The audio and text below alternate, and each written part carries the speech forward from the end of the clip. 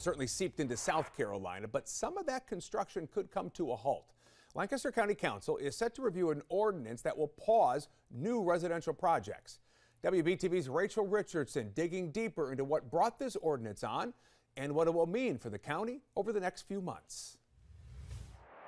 In less than a week, Lancaster's County Council will have a 9-month residential development moratorium ordinance that they'll begin to make a decision on. Today, I spoke with Lancaster County's administrator about a unified development ordinance that could change the future of home bills in this area.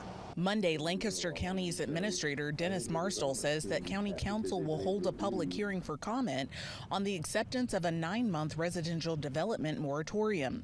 He says Council has been in the process of reviewing a new unified development ordinance, or UDO, which would update the guidelines for bills across the county. This way we can make sure everything that comes in will be under the new guidelines. He tells me the last time Lancaster County updated its UDO was around 2016.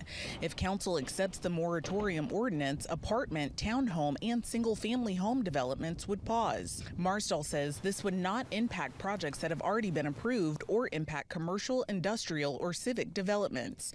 He says this would also not affect private bills. The moratorium would only be in place for a portion of the county. It's the area we call the Panhandle or Indian Land area, closest to the state line to Charlotte, but it also encompasses a little bit farther south the town of Van Wyck. He explains that this area has seen the most residential and overall growth in the last decade, having 18 housing developments with nearly 7,500 new lots approved as of February of this year.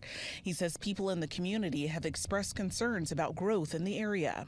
So there's a lot of feedback loops or a lot of feedback opportunity that Council's been receiving, and then they will make their decision on the next 3 readings of this moratorium. He says the updated UDO will allow them to consider things like housing density, materials used, open space use, stormwater, and much more.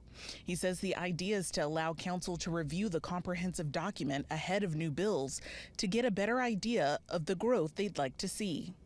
To build our community, but also really to maintain our quality of life.